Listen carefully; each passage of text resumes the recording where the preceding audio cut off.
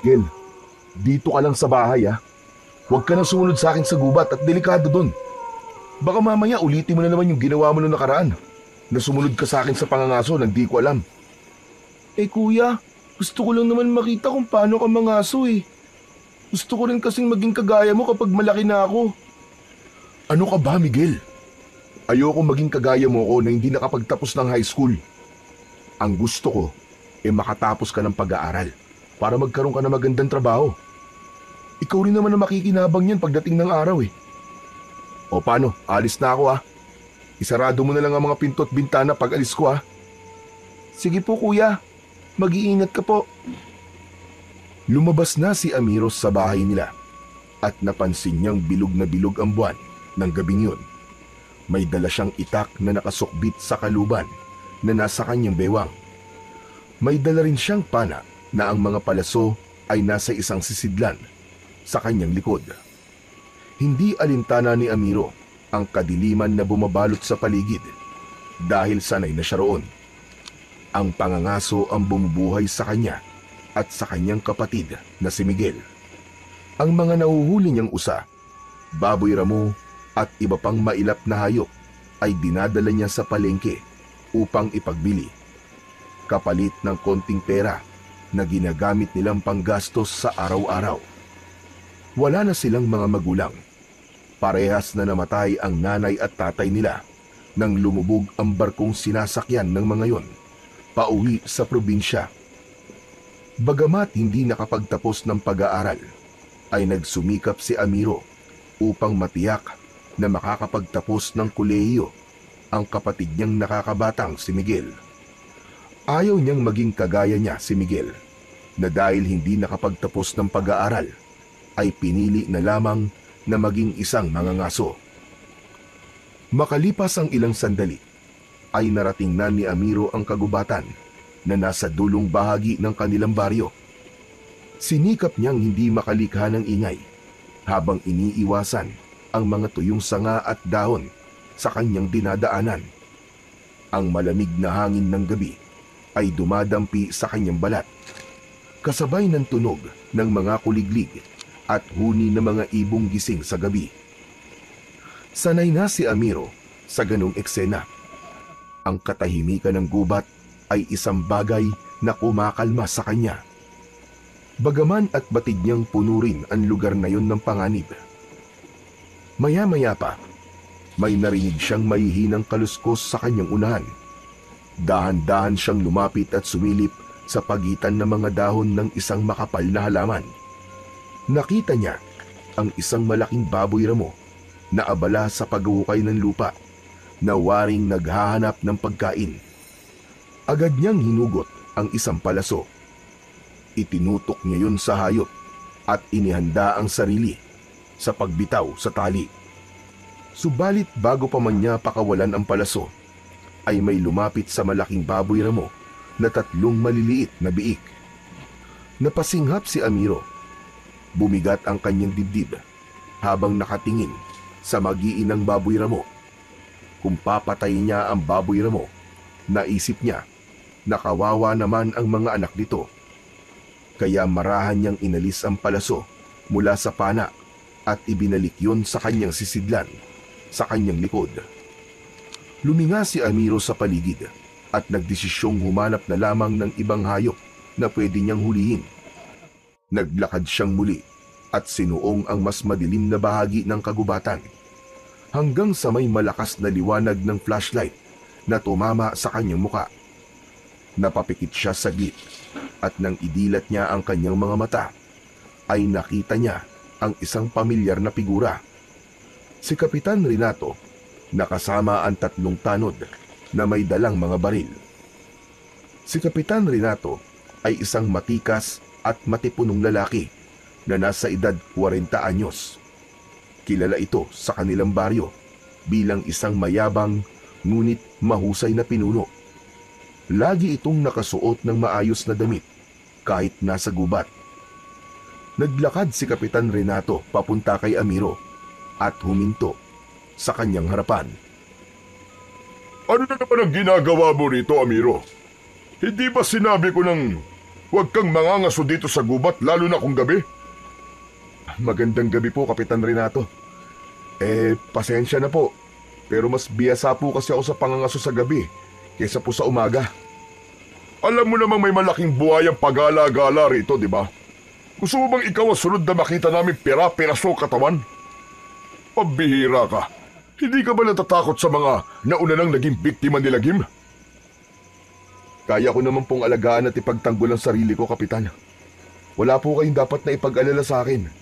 Tsaka isa pa po, kabisado ko na po itong gubat eh. Wala akong pakialam kung kabisado mo o hindi ang bawat sulok nitong gubat. Aba, Amiro, bilang bahagi ka na nasasakupan kong lugar, ay tungkulin kong protektahan ka. Pero kung hindi ka naman mapagsasabihan, bahala ka na sa buhay mo. Basta, kapag nadisgrasya ka, hindi ko na yung kargo.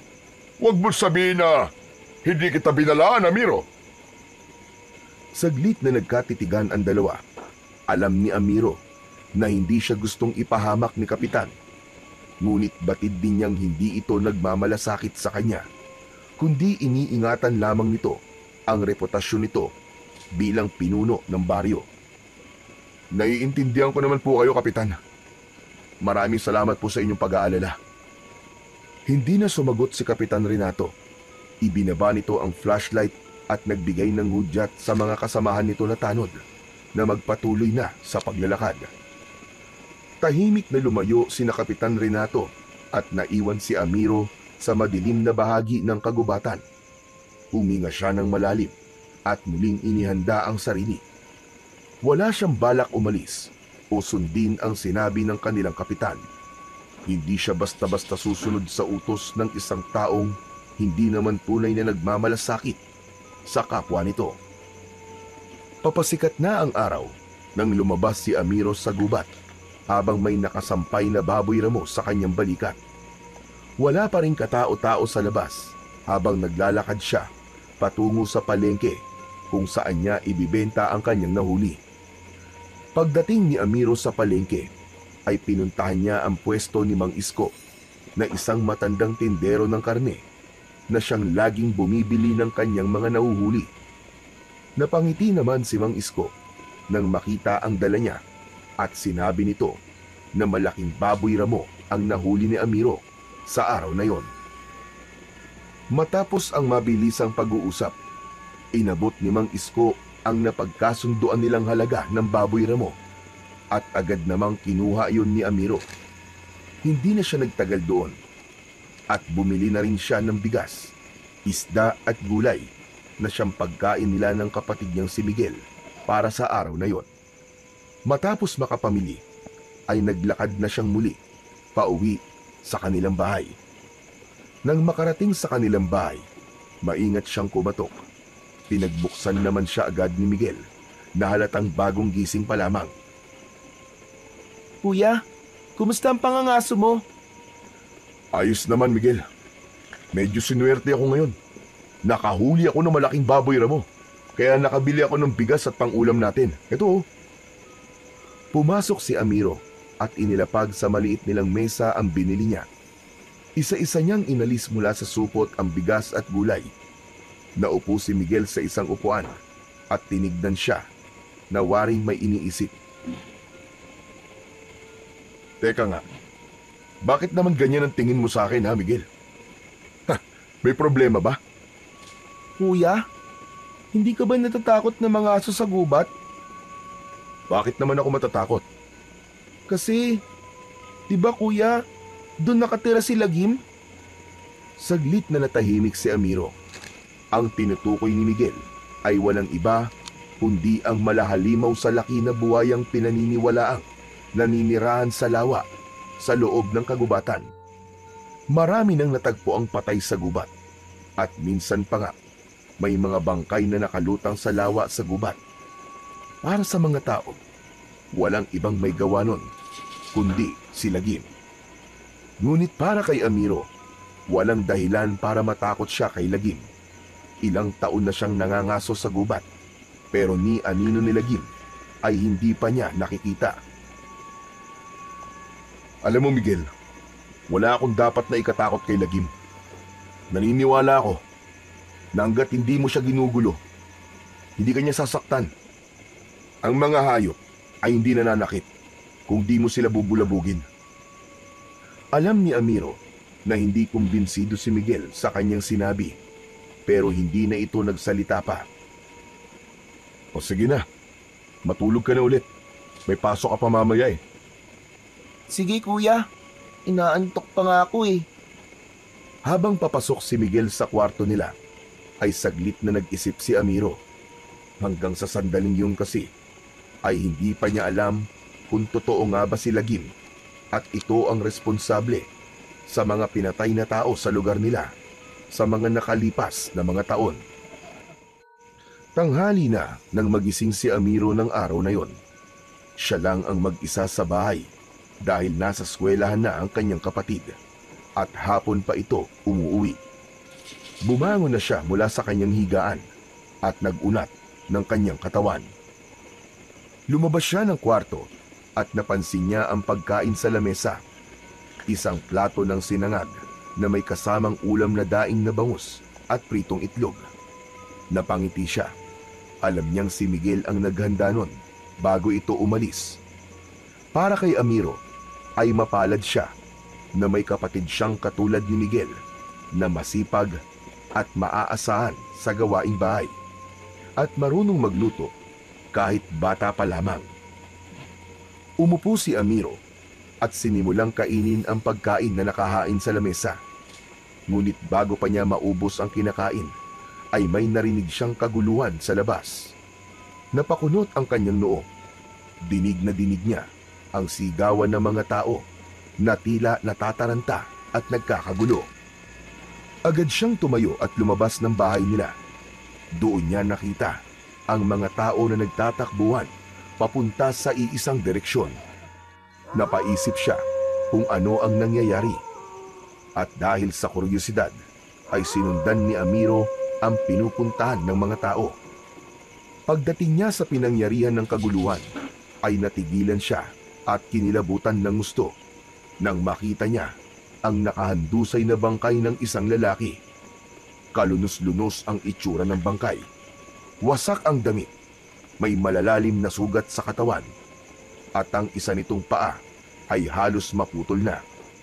Ang mga mata nito ay nananatiling nakadilat na para bang puno ito ng takot bago ito tuluyang binawian ng buhay. Maya-maya pa ay dumating na si Kapitan Renato at tumayo ito sa tabi ng bangkay.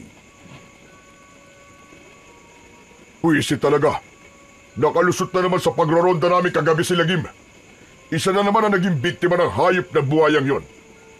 Ilang beses ko na kasing sinabi, wala nang dapat pumunta sa gubat. Napakalaking buhaya ang nakatira roon. At kung hindi kayo mag-iingat, baka kayo na ang isunod ni Lagim.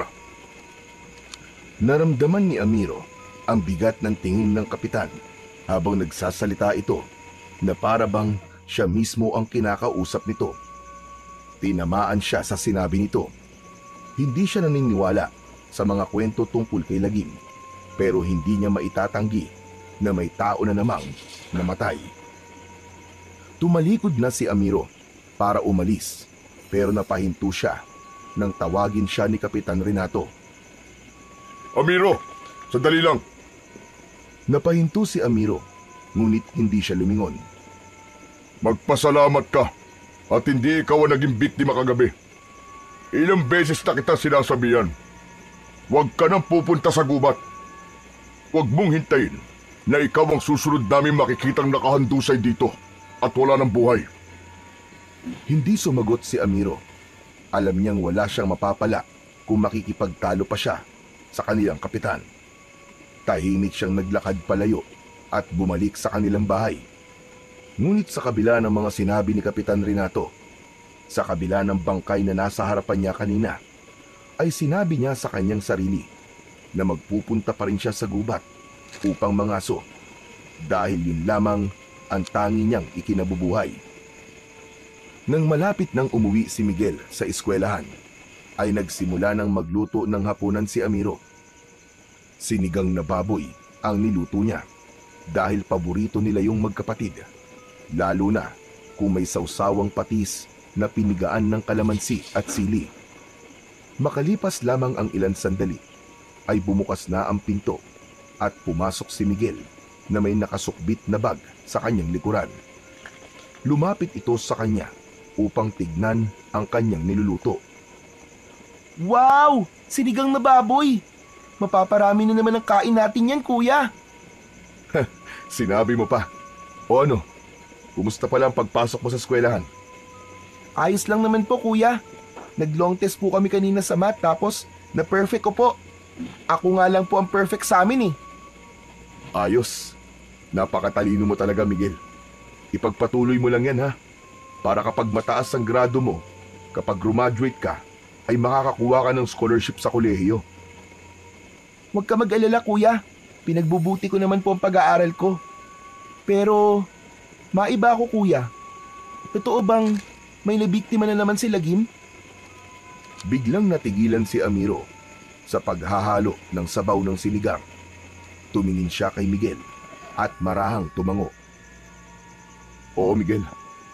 Isang lalaki na tagpo ang patay sa bungad ng gubat kaninang umaga. Kuya, hindi kaya panahon na para huminto ka na sa pangangaso mo? Natatakot kasi ako para sa iyo, kuya eh. Baka isang araw, ikaw naman ang matagpuan naming patay dahil dun sa malaking buhaya sa gubat. Ayoko pong mangyari yun, kuya. Nakita ni Amiro ang labis na pag-aalala sa muka ni Miguel. Inilapag niya ang sandok sa ibabaw ng plato at saka marahang tinapik ang balikat ng kapatid. Miguel, alam ko nag-aalala ka para sa akin. Pero hindi ako pwedeng huminto sa ginagawa ko. Ang pangangaso lang ang bumubuhay sa atin. Kung titigil ako, ano tayong kakain? Paano ka makapag-aaral? Napayuko si Miguel at hindi nakasagot. Saka lang siguro ko hihinto, Miguel, kapag nakatapos ka na ng pag-aaral mo. O kung may magandang trabaho akong mahanap. Pero sa ngayon, wala akong ibang alam na paraan para kumita ng pera kundi ang pangangaso lang. Pero nangangako ko sa'yo na mag-iingat ako palagi. Hindi ako papayag na may mangyaring masama sa akin. Kasi ayokong maiwan ka mag-isa. Marahang tumango si Miguel, pero alam ni Amiro na hindi niya napawi ang takot ng kanyang kapatid.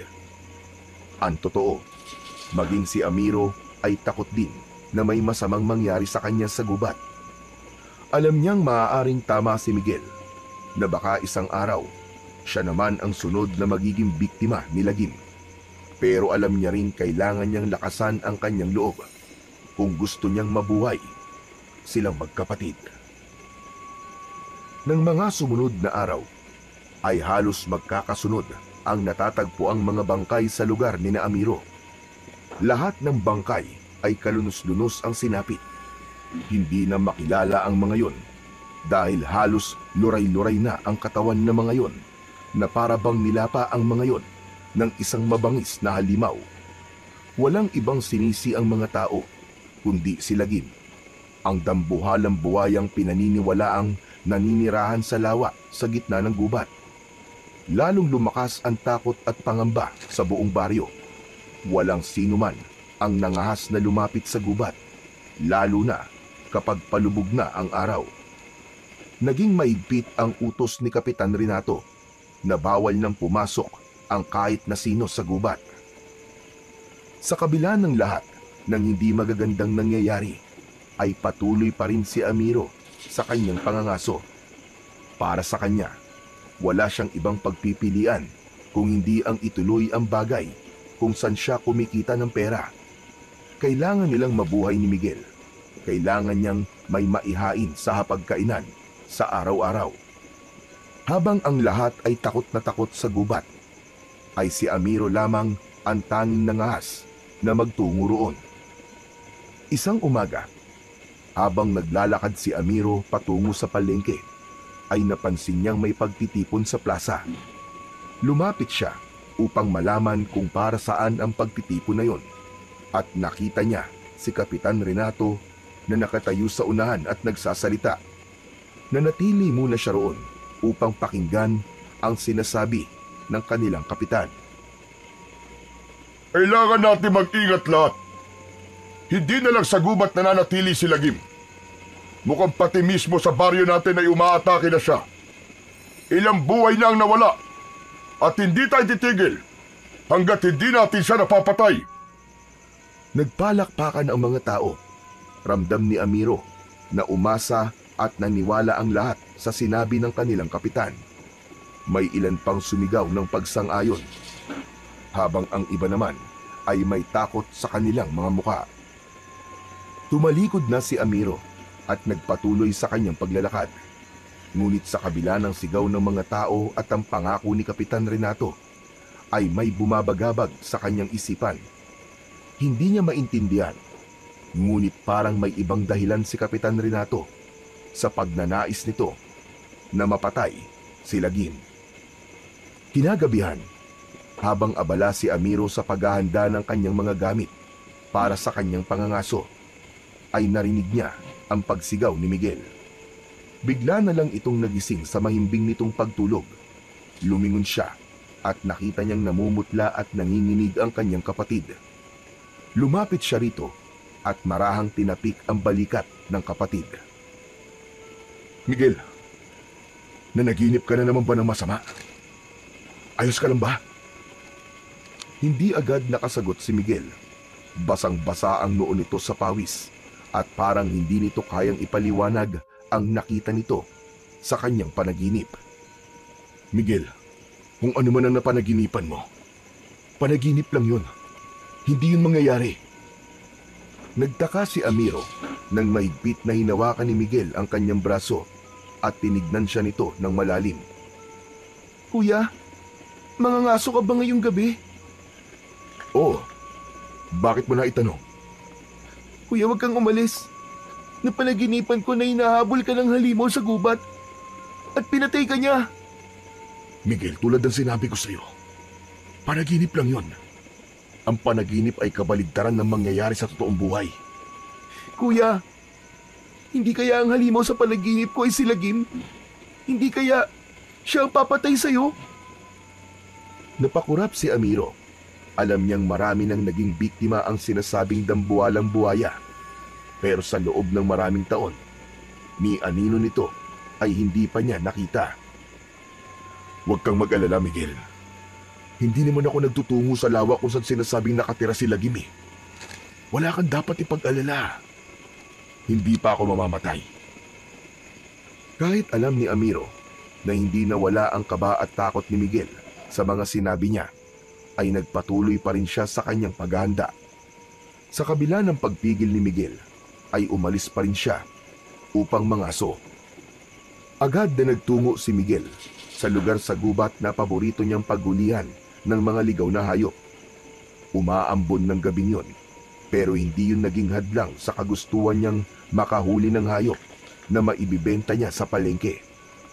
Mahigpit niyang hawak ang kanyang pana at palaso habang dahan-dahang naglalakad. Ilang sandali pa ay may narinig siyang mahihinang kaluskos sa kanyang kaliwa. Huminto siya at sinundan ang tunog ng ingay. Sa pagitan ng mga puno, nakita niya ang isang napakalaking baboy ramo na may mahahabang pangil at makapal na balahibo. Marahan siyang yumuko at iniangat ang kanyang pana. Itinutok niya sa baboy ramo ang palaso. Laking gulat naman ni Amiro nang mula sa kanyang harapan ay sumulpot ang isang nilalang na may matutulis na kuko at ngipin. Ang mga mata nito ay pulang-pula na parang bola ng apoy. Nang hilakbot si Amiro ng kanyang napagtanto na isang aswang ang nasa kanyang harapan. Biglang sumugod ang aswang at mabilis siya nitong kinalmot sa kanyang braso. Napangiwi siya ng dahil sa sakit, kasabay ng pagdaloy ng dugo sa sugat na nilikha ng matutulis na kuko ng aswang. Mabilis na tumakbo si Amiro palayo. Hindi niya na naisip kung saan siya patungo. Ang tanging mahalaga sa kanya ay ang makalayo sa aswang na patuloy na humahabol sa kanya. Tulong! Tulungan niyo ako! Tulong! Ngunit sa pagmamadali niya ay nadulas siya sa isang ugat at bumagsak siya ng malakas sa lupa. Agad niyang sinubukang bumangon, Ngunit nakita niyang papalapit na ang aswang. Bakas sa mukha ng aswang ang labis na gutom. Wag! Huwag maawa ka! Huwag mo akong papatayin! Inakala ni Amiro na yun na ang kanyang katapusan. Napapikit siya at hinintay ang maras na pag-atake ng aswang sa kanya. Ngunit isang malakas na dagundong ang umalingaw-ngaw sa gubat. Kasabay noon ay ang biglang pagsigaw ng aswang.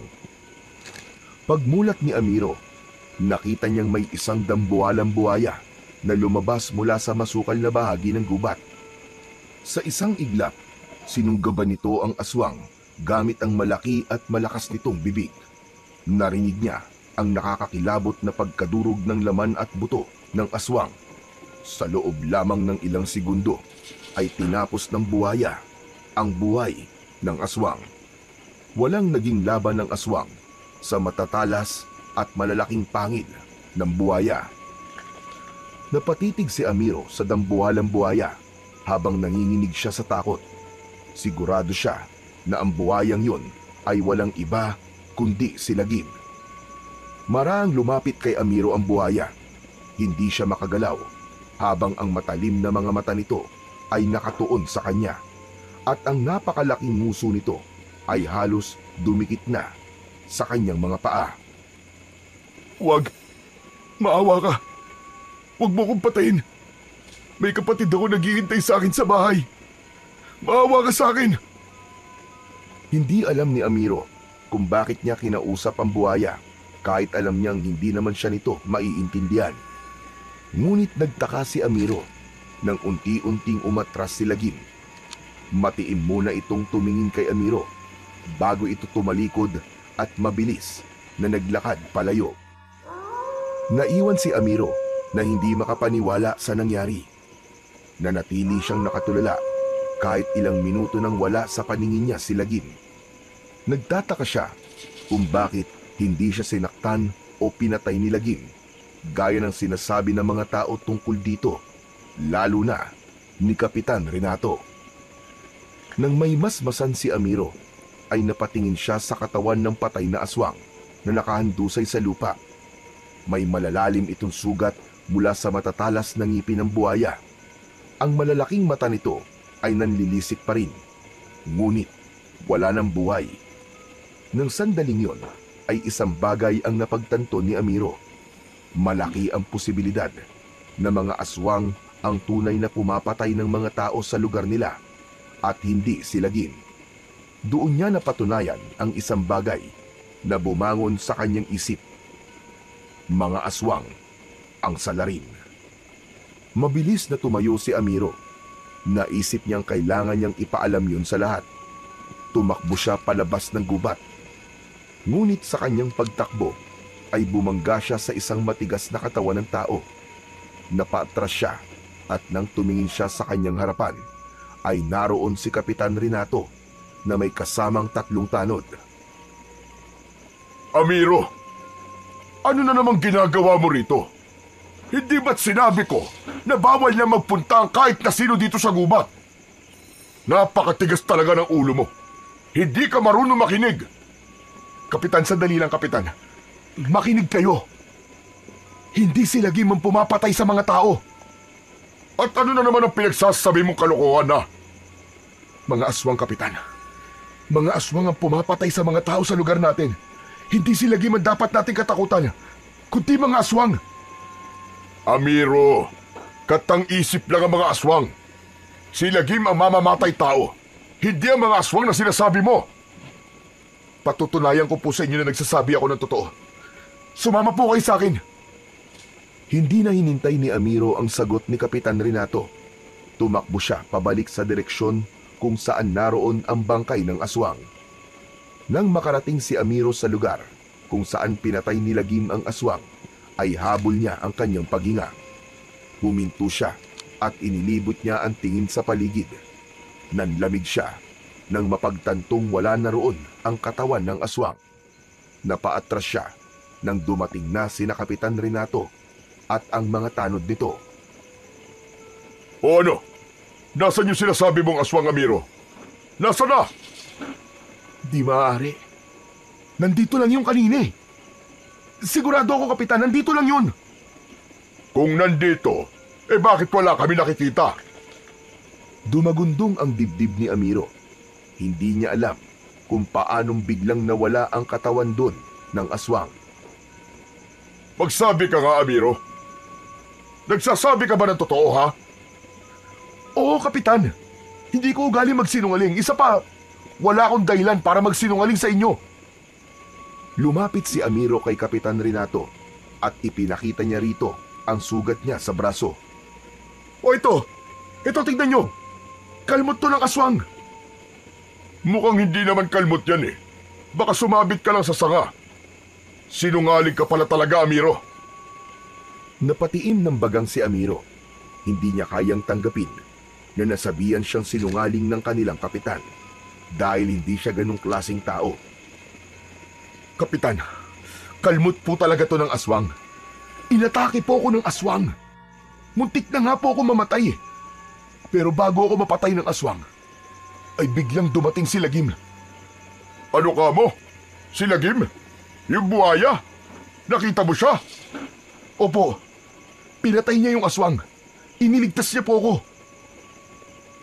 Kung nakita mo si Lagim, sigurado kung patay ka na dapat ngayon. Lahat ng taong nakakaharap ng halimaw na yun ay pinapatay niya. Huwag mo nga kami pinaglololoko, Amiro. Yun nga din po ang pinagtataka ko, Kapitan eh.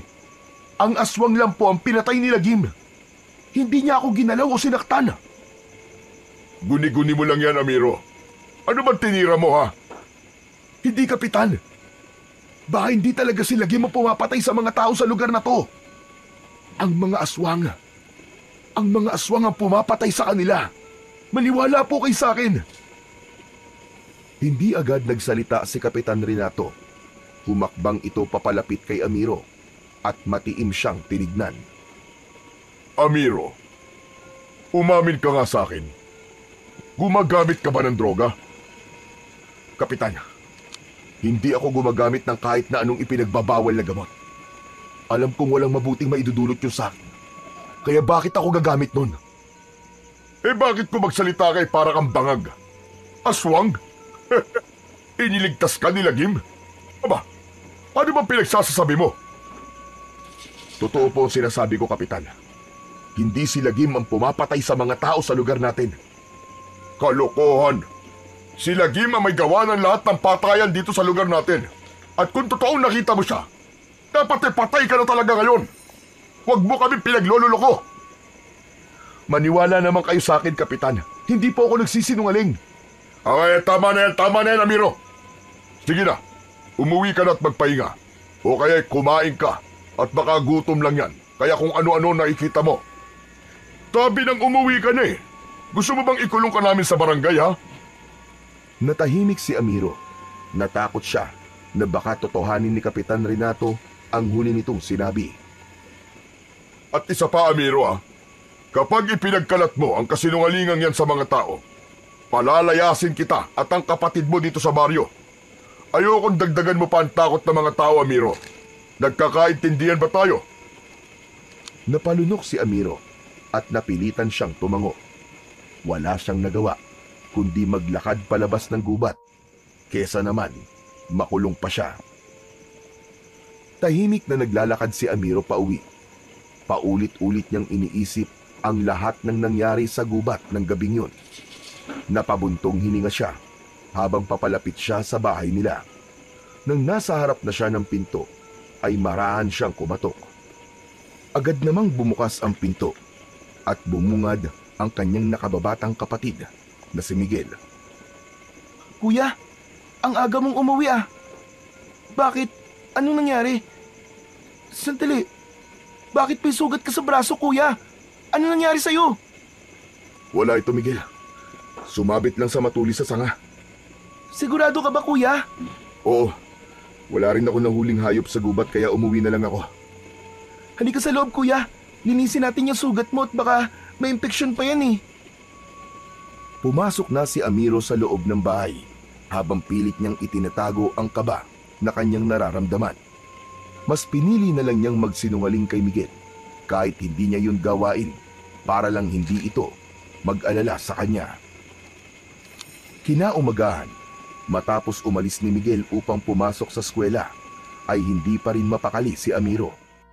Patuloy siyang binabagabag ng nangyari kagabi sa gubat.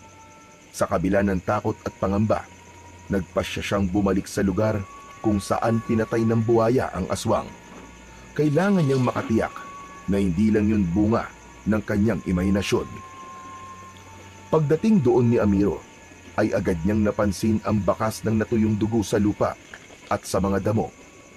Doon niya napagtanto na totoo ang lahat ng nangyari doon nung nakaraang gabi. Ang hindi lang niya talaga maipaliwanag ay kung bakit hindi man lang siya pinaniwalaan ni Kapitan Renato. Mas lalo tuloy tumindi ang duda niya sa kanilang kapitan. Simula ng araw na yon, ay nagkaroon na ng matinding takot si Amiro sa mga aswang na maaaring nagtatago lamang sa gubat. Tuwing iniisip niyang babalik siya sa gubat upang mangaso, ay naaalala niya ang matatalim na kuko ng aswang na dumapo sa kanyang braso at ang nakakatakot nitong anyo. Ngunit alam niyang hindi siya maaaring tumigil sa kanyang pangangaso. Kung hindi siya mangangaso at walang mahuhuling hayop, ay wala siyang maibibenta sa bayan at wala silang kakainin ni Miguel. Dahil sa takot, sinubukan niyang mangaso sa umaga dahil alam niyang hindi umaatake ang mga aswang tuwing umaga. Ngunit naging mas mahirap ang pangangaso niya sa ganung oras dahil mas mailap ang mga hayop dahil madali siyang nakikita ng mga yon. Kaya nagdesisyon siya na kailangan niyang bumalik sa pangangaso tuwing gabi dahil kung hindi, ay magugutom silang magkapatid. Isang gabi, tahimik na kumakain sina Amiro at Miguel. Tanging ang tunog ng kutsara at pinggan ang pumupuno sa maliit nilang tahanan. Ngunit hindi nagtagal, ay binali ni Miguel ang katahimikan. Kuya, bakit hindi na kita nakikitang umaalis sa gabi para mangaso? Nagpapahinga lang ako, Miguel. Babalik din ako sa pangangaso pag gumaling na itong sugat ko sa braso. Ang akala ko po kasi, huminto ka na dahil natatakot ka po kay Lagim. Hindi sumagot si Amiro, pero sa isip niya, alam niyang hindi si Lagim ang dapat niyang katakutan. Ang tunay na banta sa kanilang lugar ay ang mga aswang. Sigurado siya na ang mga yon ang pumapatay sa mga tao sa kanilang baryo at hindi ang dambuhalang buhaya na si Lagim. At sa sandaling yon, isang ideya ang biglang pumasok sa isip niya para makapangaso ulit siya sa gabi. Pagsapit ng hapon, ay tahimik na naglakad si Amiro patungo sa bahay ni Lolo Waldo, ang kilalang albularyo at antingero sa kanilang baryo. Kilala ito sa paggawa ng mga agimat at paggamot sa mga sakit na hindi maipaliwanag ng mga doktor. Huminto si Amiro sa tapat ng bahay ni Lolo Waldo na isang lumang kubo na napapaligiran ng matataas na halaman at mga boteng nakasabit sa paligid. May kakaibang amoy ng insenso at tuyong dahon na sumalubong sa ilong ni Amiro. Huminga siya ng malalim bago kumatok sa pinto. Lolo Waldo? Tao po! Lolo Waldo! Si Amiro po ito! Abay, pumasok ka, Amiro. Bukas yan, pasok. Dahan-dahang itinulak ni Amiro ang pinto at saka siya pumasok. Sa loob, nakita niya ang matanda na nakaupo sa isang lumang upuan habang may hawak na kahoy na baston. Merong mga bote ng langis, pinatuyong ugat at iba't ibang uri ng anting-anting na nakasabit sa dingding. Tinignan siya ni Lolo Waldo mula ulo hanggang paa na para bang sinusuri siya nito. Anong sadya mo rito, Amiro? May itatanong lang po sana ako sa inyo, Lolo Waldo. Huwag ka nang magpaligoy-ligoy pa. Sige na, sabihin mo na kagad sa akin dahil ako'y albularyo at hindi ako manghuhula. Lolo Waldo, meron po ba kayong agimat na pangontra po sa aswang? Napataas ang kilay ng matanda at umayos ito ng pagkakaupo. Meron. Pero, saan mo naman gagamitin? Malamang po pangontra po sa aswang. Amat pilosopo ka. Bakit kailangan mo ng ganong klaseng agimat? Sabihin mo sa akin ang totoo. Lolo Waldo, dahil may aswang po rito sa baryo natin. Sandaling natigilan si Lolo Waldo. Biglang sumeryoso ang mukha nito. Ito mo naman nasabi yan. Dahil nakita ko po mismo, Lolo Waldo, nakita po mismo ng dalawang mga mata ko. Nakita ko po ang aswang sa gubat. Nangyari po yun isang gabi. Habang nangangaso po ako sa gubat. Bigla po niya akong inatake. Muntik na po ako mamatay. Pero mabuti na lang po. Bigla pong dumating si Lagim. Ano ka mo? Si Lagim? Yung dambuhan ng buhaya? Opo. Pero ang ipinagtataka ko po, hindi man lang ako sinaktan ni Lagim.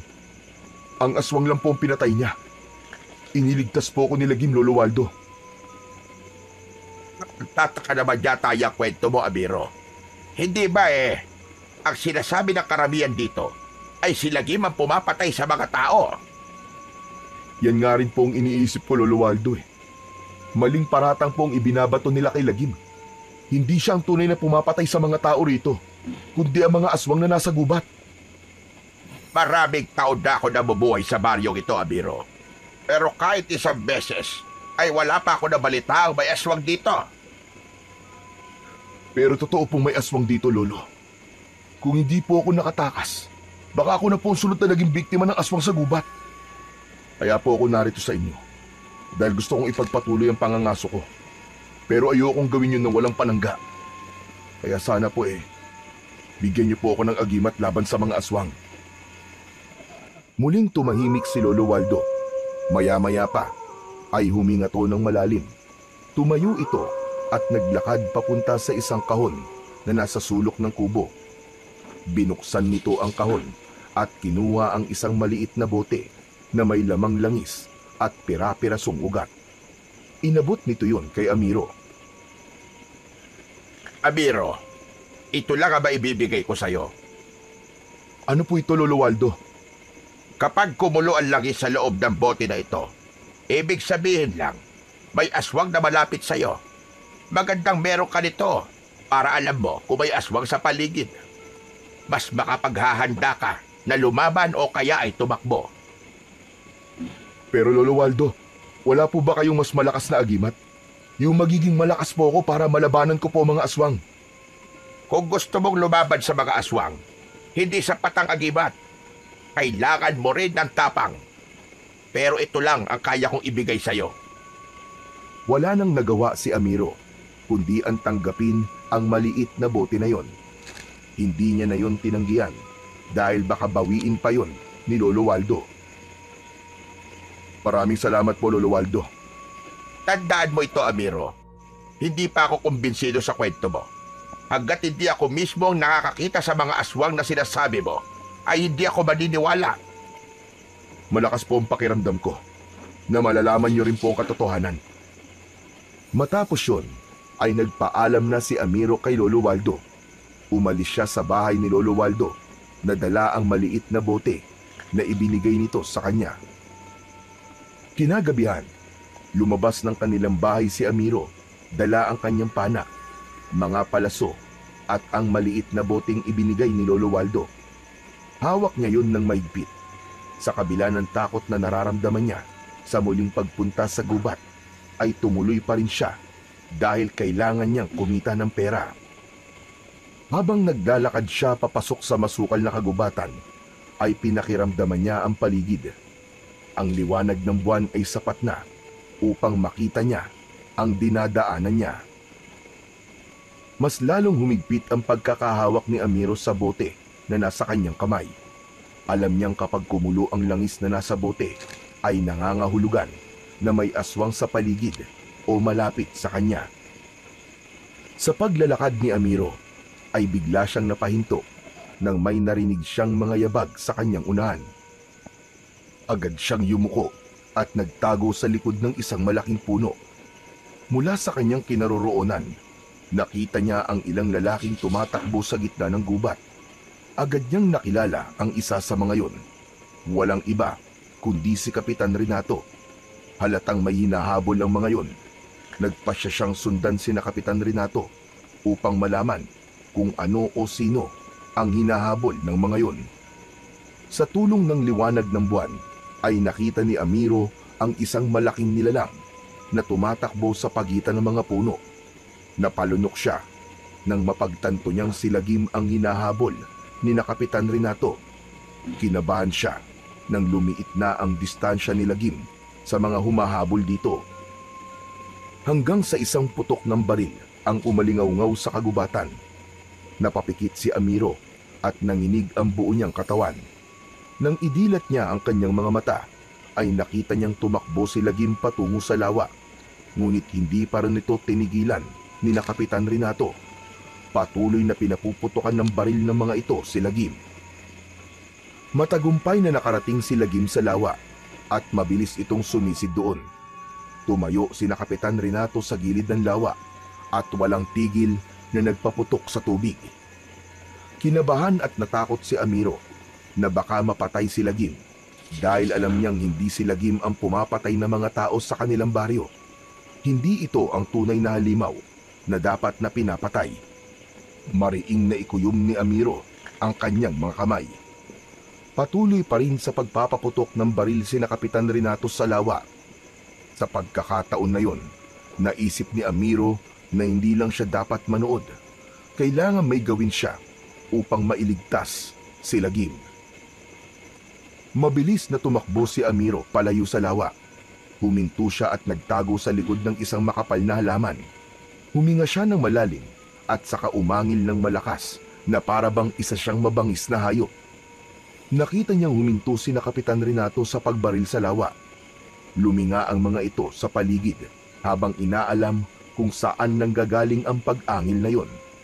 Itinutok din ng mga yon ang hawak na baril sa iba't ibang direksyon.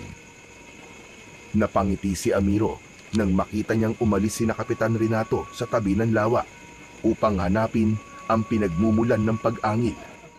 Nang mawala na ang mga yon, ay agad na lumapit si Amiro sa gilid ng lawa.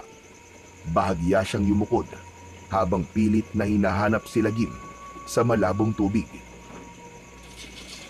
Lagim? Lagim? Lagim, nandito ako para tulungan ka. Lagim, magpakita ka sa akin. Hindi kita sasaktan, Lagim. Kakampi mo ko. Mula sa tubig ng lawa ay unti-unting lumutang ang malaking ulo ni Lagim at nagtagpo ang kanilang mga mata.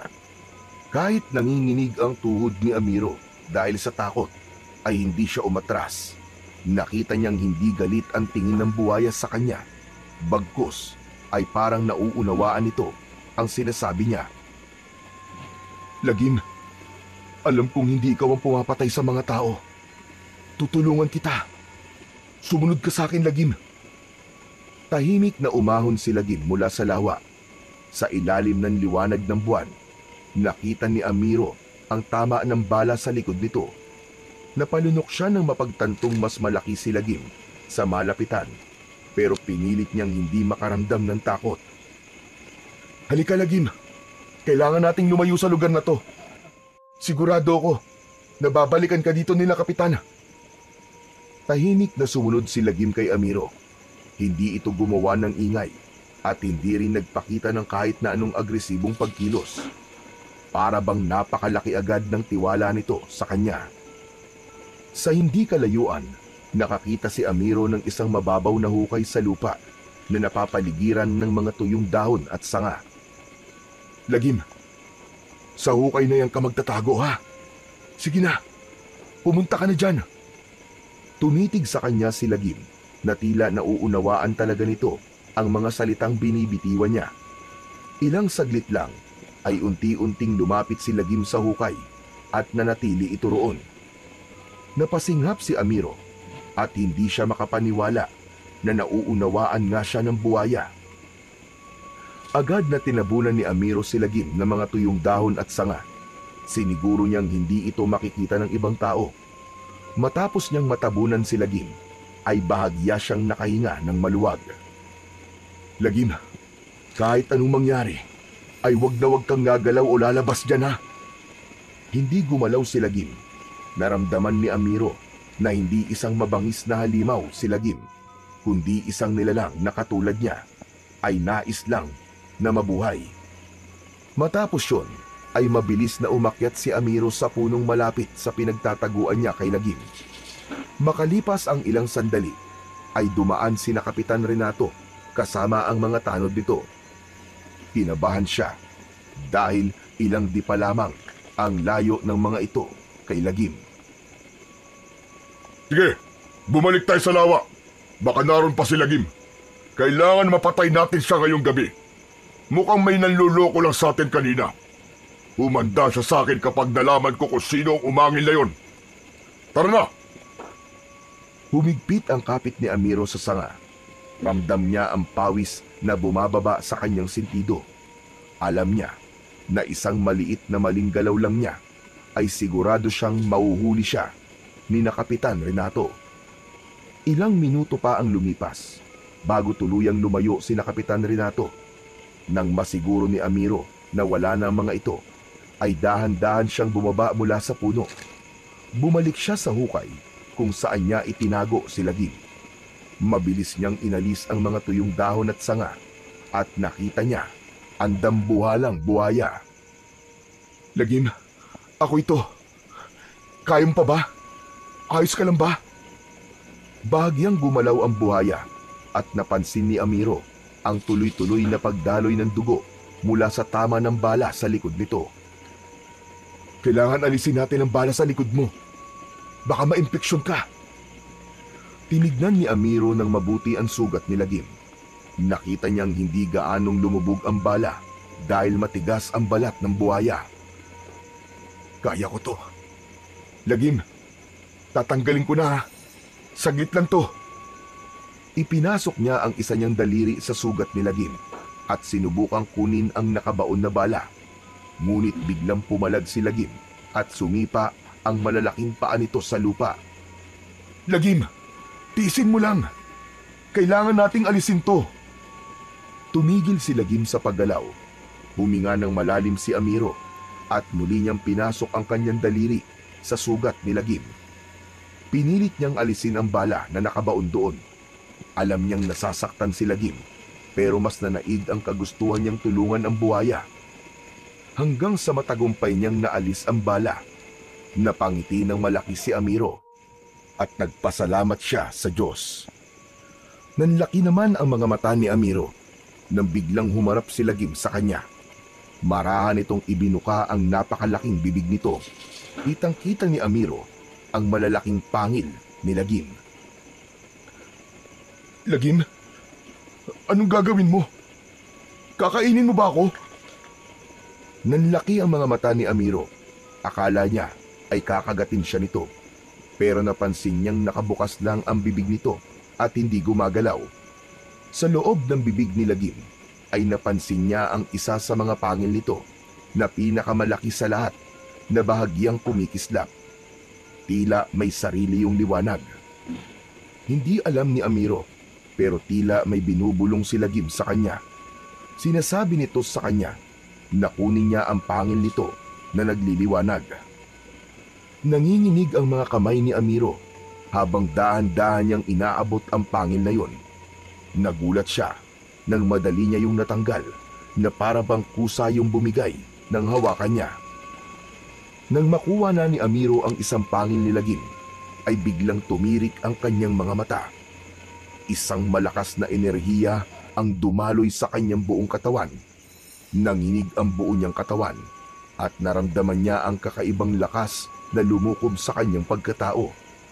Nagsimulang lumabo ang kanyang paningin hanggang sa tuluyan siyang nawalan ng malay. Umaga na nang bumalik ang ulirat ni Amiro. Napansin niyang nasa loob siya ng kanilang bahay habang nakahiga sa papag na tulugan nila ni Miguel. Saglit siyang natigilan upang mag-isip. Isang malalim na paghinga ang kanyang pinakawalan at naisip niya na panaginip lamang ang nangyari kagabi. Maya-maya pa ay may naramdaman siyang isang bagay na nasa loob ng nakakuyom niyang kamay. Marahan at kinakabahan niyang binuksan ang kanyang kamay at nanlaki ang mga mata niya nang makita niya roon ang pangil ni Lagim. Hindi yun isang panaginip. Totoo yung nangyari. Mabilis na bumangon mula si Amiro sa papag at lumabas siya ng kwarto. Sa maliit nilang sala, nakita niyang abala si Miguel sa pagwawalis. Nang makita siya nito, ay nagpakawala ito ng matamis na ngiti. Kuya, buti naman gising ka na. Nauna na pala akong kumain kasi gutom na ako eh. Pero ipinagtira naman kita ng pagkain, kuya. Umupo si Amiro sa bangko habang pilit na inaalala kung paano siya nakauwi kagabi. Gusto niyang itanong kay Miguel kung may nakita itong kakaiba, pero pinigilan niya ang kanyang sarili. Bakit hindi ka pumasok ngayon, Miguel? Ano ka ba, kuya? Sabado ngayon. Wala akong pasok. Ganun ba? Oo nga pala, no? Sabado nga pala ngayon. Alam mo ba kung anong oras ako nakauwi kagabi? Hindi ko alam, kuya eh. Nagising na lang ako kaninang umaga na nasa tabi na kita. Nagtataka nga ako kung paano ka nakapasok kagabi, kuya eh. Hindi ko natatandaan na kumatok ka. Ano siguro? Baka nakalimutan mong ikanda doong pinto. Pagdating ko kasi, hindi nakalakang pinto kaya hindi na ako kumatok. Siguro nga. O sige, kuya. Maglilinis lang ako kumain ka na at baka gutom ka na rin. Hindi na nagsalita si Amiro at nagtungo na siya sa hapagkainan. Pagkaupo niya ay binuksan niya ang kanyang kamay at tinitigan niya ang pangil ni Lagim na nasa kanyang palad. Hindi niya maintindihan pero tila may kakaibang enerhiya na inilalabas ang bagay na yon na patuloy na dumadaloy sa buo niyang katawan. Sa mga sumunod na araw ay hindi mapakali si Amiro. Paulit-ulit niyang tinitignan ang pangil ni Lagim. Iniikot niya yon sa kanyang mga daliri at pinagmamasdan kung may kakaibang katangian yon. Hindi niya maintindihan kung bakit yon ibinigay sa kanya ng dambuhalang buhaya. Habang lumilipas ang mga araw, ay mas lalong lumalalim ang pag-iisip ni Amiro. Hindi siya makatulog ng maayos dahil alam niyang may bahagi ng sarili niyang gustong tuklasin ang lihim ng pangil ng buhaya. Hanggang naisip niya si Lolo Waldo. Nagkaroon siya ng hinala na ang matandang albularyo ang nag-iisang taong maaaring makasagot sa kanyang mga tanong. Isang umaga, maagang tumungo si Amiro sa bahay ni Lolo Waldo. May bahagyang kaba sa kanyang dibdib. Ngunit mas nagibabaw ang kanyang pagnanais na malaman ang lihim ng pangil na nasa kanyang pangangalaga. Pagdating niya sa bahay ni Lolo Waldo, ay agad siyang kumatok. Hindi naman nagtagal, ay bumukas din ang pinto at bumungad sa kanya si Lolo Waldo. Ikaw na naman. Kung hihingi ka na naman ng agimat, ay umuwi ka na lang. Wala akong ibibigay sa'yo, Amiro. Teka, hindi po. Hindi po ako pumunta rito para manghingi ng agimat. Lolo Waldo, meron lang po sana akong nais na itanong sa inyo. Maaari po ba akong pumasok? Sandaling nag-isip si Lolo Waldo. Sa huli, ay nilawakan nito ang pagkakabukas ng pinto at hinayaan siyang makapasok. Magkaharap silang umupo sa kawayang sahig. Nang tanungin ni Amiro si Lolo Waldo kung ano ang pakay niya, ay marahan niyang ibinuka ang kanyang palad upang ipakita sa matanda ang pangil ni Lagim. Napasinghap si Lolo Waldo at nanlaki ang mga mata nito nang makita nito ang nasa palad ni Amiro. Agad nitong kinuha ang pangil ng buhaya at masusi yung pinagmasdan. Bakas sa mukha nito ang pagkamanga at tila hindi ito makapaniwala. Saan mo nakuha ito, Amiro? Lolo Waldo, ibinigay po sa akin yan ni Lagim. Ano ka mo? Ibinigay ito sa'yo ng buhayang nasa gubat. Pero paano? Sa tingin ko po kapalit po yan ang pagliligtas ko sa kanya. Papatayin sana siya ni Kapitan Renato, pero itinago ko po siya. Napabuntong hininga si Lolo Waldo at muling tinignan ang pangil ng buhaya. Matapos yon, ay ibinalik na nito yon kay Amiro. Mapalad ka. Napakapalad mo, Amiro. Napakaraming tao ang namamatay sa pagtatangkang makuha ang mutya ng pangil ng buhaya. Ngunit ikaw, ibinigay ito ng kusa sa iyo ng buhaya. Ano po bang ibig niyo sabihin? Tsaka, ano po ba talaga itong sinasabi niyong pangil ng buhaya? Hindi sumagot si Lolo Waldo. Sa halip, tumayo ito at nagtungo sa isang lumang aparador. May kinuha ito roon na isang lumang photo album. Muli itong umupo sa harapan ni Amiro at binuklat ang photo album. Maya-maya pa ay huminto ito sa pagbuklat at napansin niya ang mapait na ngiti nito. Itinuro ni Lolo Waldo ang litrato ng isang matandang lalaki. Atay ko ang lalaking ito. Pero napansin mo ba ang isa niyang kamay? Doon lang napansin ni Amiro na putol ang kanang kamay ng lalaki sa larawan. Bakit po naputol ang kamay niya, Lolo Waldo? Nung kabataan kasi niya, sinubukan niya kumuha ng mutya ng pangil ng buhaya. Pinaniniwalaan niya noon na ang pagkakaroon ng mutyang yon ay magbibigay sa kanya ng hindi matatawarang lakas at proteksyon. Nang subukan niyang bunutin ng isang pangil mula sa isang buhaya, ay kinagat ng buhaya ang kamay niya. Isang mabilis na kagat ang ginawa ng buhaya at tuluyang naputol ang kanyang kamay. Maswerte na lang siya at nabuhay pa rin siya. May mga kakilala rin ako na sinubukan yon, pero karamihan sa kanila ay hindi na nakabalik ng buhay. Ibig sabihin po ba may kapangyarihan po ang pangil na to? Hindi lang basta isang kapangyarihan, Amiro. Ang may hawak ng mutyang yan ay magkakaroon ng kakaibang lakas. Isang lakas na maihahalin tulad sa isang buhaya. Matibay at malakas na pangangatawan. May liksi sa tubig at sa lupa. Pero higit sa lahat, protektado ka nito. Basta dala mo ang mutyang yan, hindi ka basta-basta masusugatan at kaya mong labanan ng kahit na anong kasamaan. Napalunok si Amiro. Hindi niya inasahan na ganun kahalaga ang bagay na ibinigay sa kanya ni Lagim. Maya-maya pa ay muling nagsalita si Lolo Waldo. Gaya na sinabi ko sa iyo, Amiro, hindi madaling makuha ang mutyang yan. Kung nabunot mo yan ng ganun kadali lang, ibig sabihin ay malaki ang tiwala ni Lagim sa iyo. Hindi ko alam kung bakit, pero parang nais ko nang maniwala sa sinasabi mong hindi si Lagim ang pumapatay sa mga tao dito sa ating lugar. Baka naisip ni Lagim na kailangan ng may lumaban sa totoong kasamaan na meron dito sa lugar natin. Muling napasinghap si Amiro.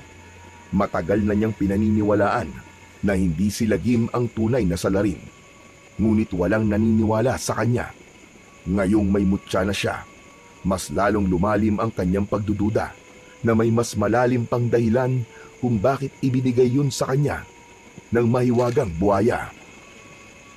Pero Lolo, may ideya po ba kayo kung bakit niya po ito binigay sa akin? Tanging ikaw lamang ang makakatuklas ng sagot sa tanong mong yan, Amiro. Natahimik si Amiro at pinilit niyang inisip kung ano nga ba talaga ang dahilan ni Lagim kung bakit nito ipinagkatiwala sa kanya ang ganoong klase ng mutya. Alam niya na hindi lamang simpleng pasasalamat yun kung bakit nito yun ibinigay sa kanya.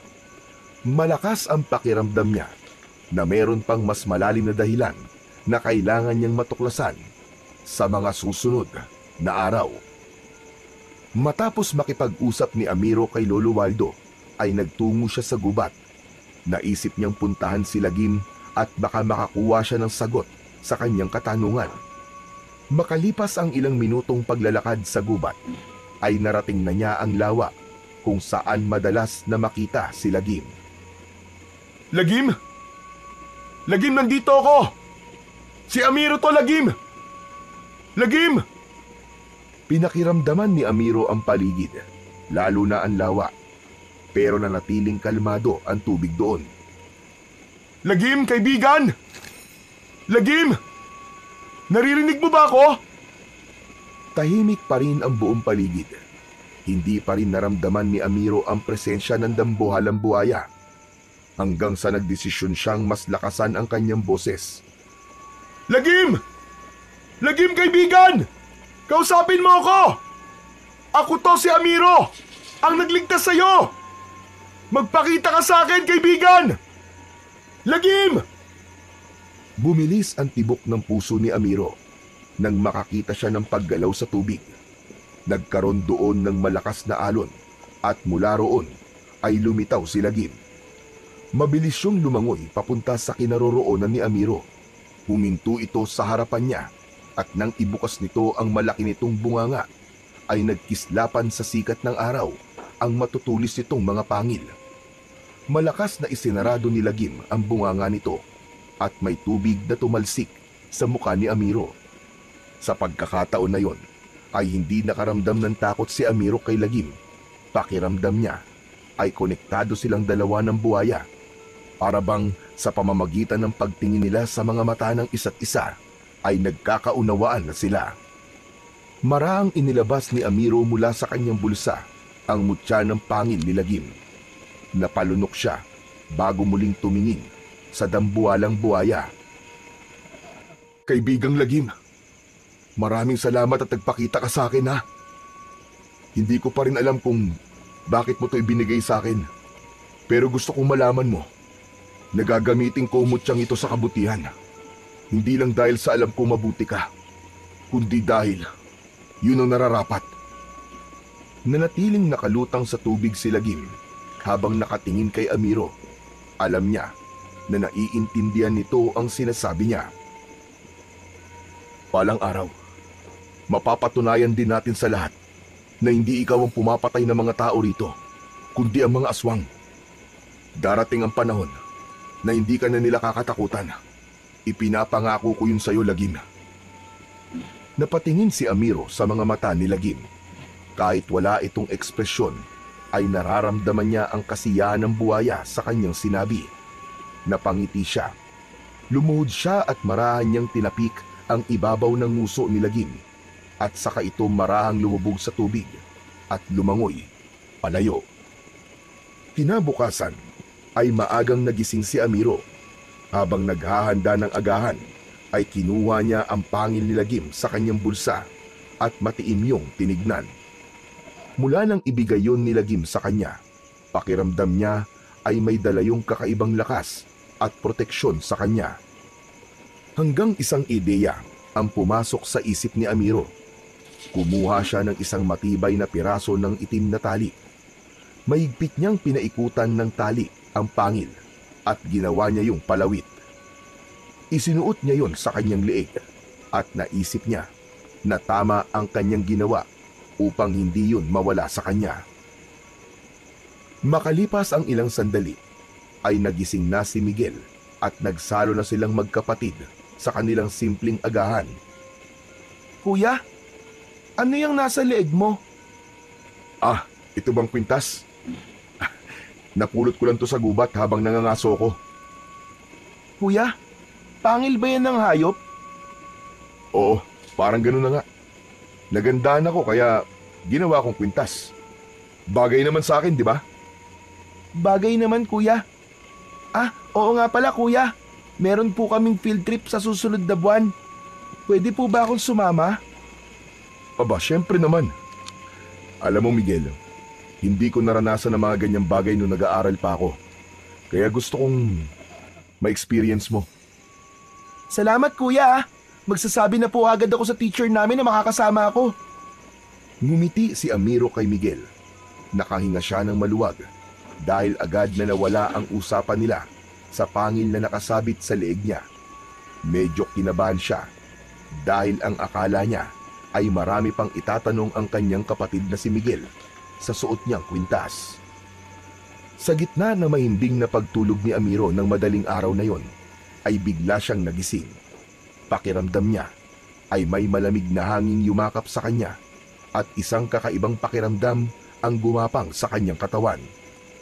Napapikit siya at may narinig siyang lalaking humihingi ng tulong. Hanggang may lumitaw na imahe sa utak niya. Isang lalaki ang mabilis na tumatakbo sa madilim na gubat habang hinahabol ng dalawang aswang. Agad na nagmulat ng mata si Amiro. Maingat siyang bumangon upang hindi magising ang kapatid niyang si Miguel na mahimbing na natutulog sa kanyang tabi. Kinuha niya ang kanyang pana at palaso at lumabas ng bahay. Malaki ang mga hakbang na tinahak niya ang daan papunta sa gubat. Nang makarating siya sa parte ng gubat na nakita niya sa kanyang isip kanina, ay nakita niya ang isang lalaking nakahandusay sa lupa at inaatake ng 2 aswang. Hindi na nagdalawang isip si Amiro. Itinutok niya ang kanyang pana at mabilis na pinakawalan ang isang palaso. Tumama yon sa balikat ng isang aswang, kaya napasigaw ito ng malakas nang dahil sa sakit. Agad na napalingon ang 2 aswang sa kanya habang nagliliyab sa galit ang mga mata ng mga yon. Magkasabay na sumugod ang mga aswang kay Amiro. Sinubukan niyang umatras pero masyadong mabilis ang mga ito. Bago pa siya makailag ay naramdaman na niya ang pagsayad ng mga matutulis na ngipin ng mga ito sa kanyang balat. Ang isa ay kinagat siya sa leeg, habang ang isa naman ay sa kanyang braso. Ngunit nagulat si Amiro nang wala siyang naramdamang sakit. Hindi rin niya naramdamang bumaon ang ngipin ng mga aswang sa balat niya. Maging ang mga aswang ay nagtaka nang alisin ng mga yon ang pagkakakagat kay Amiro. Napangisi si Amiro nang mapagtantong hindi siya tinablan ng kagat ng mga aswang dahil naging kasing tigas ng balat ng buhaya ang balat niya nang dahil sa kanyang mutya. Sa pagkakataon na yon, isang kakaibang lakas ang dumaloy sa buong katawan ni Amiro. Mabilis niyang sinuntok ang isang aswang sa muka. Sinipa naman niya ang isa sa sikmura. Parehas na tumilapon ang 2. Mabilis niyang itinutok sa isang aswang ang kanyang pana at pinakawalan ang isang palaso. Pero mabilis siyang nakaiwas. Hanggang sa bumalik sa alaala ni Amiro ang ginawang pagtulong noon ni Lagim sa kanya. Sinubukan niyang tawagin ang pangalan ng buhaya. Ubod lakas niyang isinigaw ang pangalan ni Lagim. Hindi nagtagal ay isang nakakabinging dagundong ang pumuno sa buong kagubatan. Bahagyang yumanig ang lupa at sa isang iglap ay dumating si Lagim habang malaking nakabukas ang bibig nito. "Kaibigan Lagim! Dumating ka!" Mabilis na inatake ni Lagim ang isang aswang. Buong lakas nitong kinagat ang ulo ng aswang at sa isang iglap, naihiwalay ni Lagim ang ulo ng aswang sa katawan nito. Ang natitirang aswang naman ay sinubukang atakihin si Lagim, pero mabilis na hinampas ni Lagim ang aswang ng makapal at matigas nitong buntot. Lumipad sa ere ang aswang at sumalpok ito sa isang puno. Sumuka ng dugo ang aswang nang mapasandal ito sa puno. Nakita ni Amiro na yun na ang pagkakataon niya para patayin ang aswang. Itinutok niya rito ang kanyang pana at nagpakawala siya ng 2 magkakasunod na palaso. Tumama ang mga yon sa dibdib ng aswang na agad nitong ikinamatay. Tinignan ni Amiro si Lagim at tumitig din ito sa kanya. Mas lalo niyang naramdaman ang malakas na koneksyon nilang 2. Hindi nagtagal ay umalis na si Lagim. Nilapitan ni Amiro ang lalaking inatake ng mga aswang at nalaman niyang buhay pa ito ng kanya itong pulsuan. Binuhat niya ang lalaking walang malay at dinala sa kubo ni Lolo Waldo upang magamot ang mga sugat nito. Simula noon, hindi na lamang pangangaso ang ginagawa ni Amiro sa gubat. Tuwing sasapit ang dilim, ay umaalis siya sa kanilang bahay habang tangan ang kanyang pana at palaso. Nagpupunta siya sa mas masusukal na bahagi ng kagubatan upang hanapin at lipulin ang mga kampon ng kadiliman na aswang na patuloy na pumapatay ng mga tao sa kanilang bayan. Hindi lang simpleng pagtatanggol ang kanyang layunin dahil nais niyang tuluyang maubos ang mga aswang. Ngunit higit sa lahat, gusto niyang matuklasan kung saan nagkukuta ang mga aswang upang matapos na ang pananalasa ng mga aswang sa kanilang lugar. Sa bawat laban ni Amiro ay hindi siya kailanman naging mag-isa. Isang sigaw lamang niya sa pangalan ni Lagim ay agad itong dumarating upang tulungan siya. Sa paglipas ng mga araw, lalong tumibay ang kanilang koneksyon. Hindi lang bilang magkasangga, kundi bilang dalawang nilalang na may iisang mitiin. Sa tuwing tatapusin nila ang isang laban, hindi lang dugo ng mga aswang ang naiiwan sa lupa, kundi ang pangakong hindi sila titigil hanggat hindi naglalaho ang mga banta ng aswang sa kanilang lugar. Isang tahimik na madaling araw. Nakahiga si Amiro sa likod ni Lagim habang nakalutang ang buhaya sa gitna ng lawa. Ang malamig na simoy ng hangin ay banayad na dumadampi sa kanyang muka at ang liwanag ng bilog na buwan ay kumikislap sa ibabaw ng tubig. Lagim, salamat sa pagbibigay mo sa akin ng mutya mo. Ang sarap pala talaga sa pakiramdam na makatulong sa mga tao at lumaban sa mga aswang. Bahagyang gumalaw si Lagim sa ilalim niya. Tila sumang-ayon ito sa kanyang sinabi. Napangiti naman si Amiro at binagmasdan ang langit. Sigurado kung hindi magtatagal, ay mauubos din natin ang mga aswang sa gubat na to. Natigilan si Amiro nang may marinig siyang mahinang kaluskos sa gilid ng lawa. Agad siyang bumangon at nanlaki ang mga mata niya nang makita si Kapitan Renato na nakatayo sa gilid ng lawa habang nakatingin sa kanila ni Lagim. Sa isang kamay nito ay hawak nito ang isang baril. Kapitan Renato, ano pong ginagawa niyo rito? Ikaw ang dapat kong tanungin yan. Umalis ka riyan, Amiro. Lumayo ka sa buhayang yan. Hindi niyo po kailangan saktan si Lagim, Kapitan. Wala siyang ginagawang masama sa inyo. Tignan mo, hindi niya ako sinasaktan, mabait po siya. Maniwala po kayo sa akin, Kapitan. Kakampi po natin si Lagim. Anong walang ginawang masama?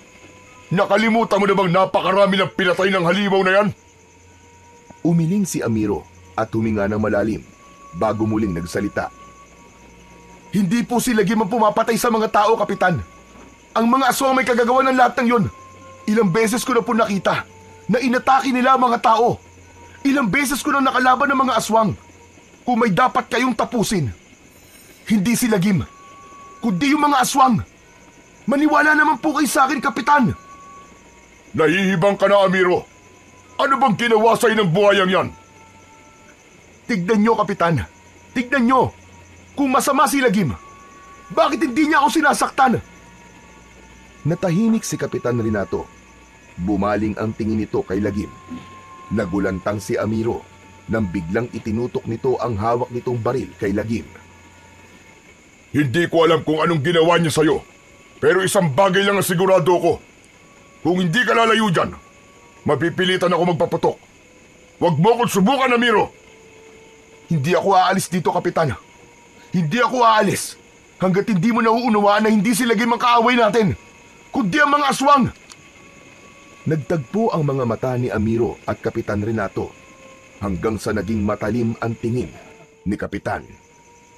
Masyado mo akong sinusubukan, Amiro. Matapos nito yung sabihin, ay naramdaman ni Amiro na magpapaputok na si Kapitan Renato. Mabilis na niyakap ni Amiro si Lagim at kasunod nun ay nakarinig siya ng 3 magkakasunod na putok ng baril. Naramdaman niya ang pagtama ng mga bala sa kanyang likod, ngunit hindi man lang yun tumagos sa kanyang katawan. Muling tumingin si Amiro kay Kapitan Renato. Gulat na gulat ang kapitan habang hindi makapaniwalang nakatingin kay Amiro.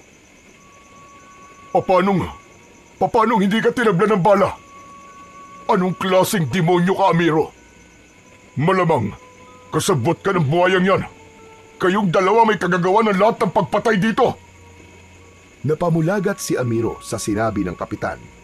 Bago pa siya makapagpaliwanag, ay tumalikod na si Kapitan Renato at mabilis na tumakbo palayo. Kapitan! Kapitan, sandali lang! Magpapaliwanag ako! Mali kayo nang iniisip! Kapitan! Walang inaksayang sandali si Amiro. Agad siyang tumalon mula sa likod ni Lagim at sumisid sa tubig upang habulin ang kapitan. Umahon siya at agad na tumakbo papunta sa direksyong tinakbuhan nito. Pero hindi niya na nakita kung saan nagpunta si Kapitan Renato. Bumigat ang dibdib ni Amiro. Kasunod nun ay nanlamig ang mga kamay niya nang maisip niya na hindi magtatagal ay ipagkakalat ni Kapitan Renato sa buong bayan na siya at si Lagim ang may kagagawan ng mga patayan. Kapag nangyari yon, siguradong pag-iinitan siya ng mga tao at may posibilidad na maging si Miguel ay madadamay. Dahil doon ay mabilis na tumakbo si Amiro pauwi. Nang makarating siya sa harap ng kanilang bahay, ay agad siyang kumatok ng malakas. Ilang sandali lang ay bumukas ang pinto at bumungad sa kanya si Miguel na mukhang bagong gising habang kinukusot ang mga mata. Kuya, bakit para kang nakakita ng multo? May problema ba? Wala nang sinayang na oras si Amiro. Pumasok siya at mabilis na kinuha ang isang lumang bag mula sa kanilang aparador. Mabilis niyang inilagay roon ang ilang damit ni Miguel, habang si Miguel naman ay may pagtataka siyang pinapanood. Kuya, anong ginagawa mo? Ano ba nangyayari? Huwag ka na magtanong, Miguel. Kailangan mo magtago. Hindi ka dapat makita ng kahit na sino ngayon. Pero kuya... Miguel, sumunod ka na lang sa akin. Kilala mo ko. Hindi ako papayag na may masamang mangyari sa'yo. Kaya itong ginagawa ko ay para sa kaligtasan mo. Lalo lamang naguluhan si Miguel.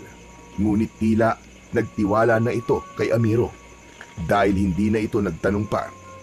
Pagkatapos ng ilang minuto, binuhat ni Amiro ang bag at hinawakan ang braso ni Miguel at magkasama silang umalis ng kanilang bahay. Walang ibang naisip si Amiro na pwede niyang pagkatiwalaan kundi si Lolo Waldo. Kaya naman, doon sila nagpunta ng kanyang kapatid. Kumatok si Amiro sa pinto ng bahay nito at hindi nagtagal ay bumukas yun. Bumungad ang matandang albularyo na may dalang gasera. Amiro! Aba, anong ginagawa niyo rito ng ganitong oras? Lolo Waldo, maaari bang dito muna si Miguel? Kailangan niya pong magtago. Hindi magiging maganda ang mangyayari sa mga susunod na araw. Ano ba nangyayari?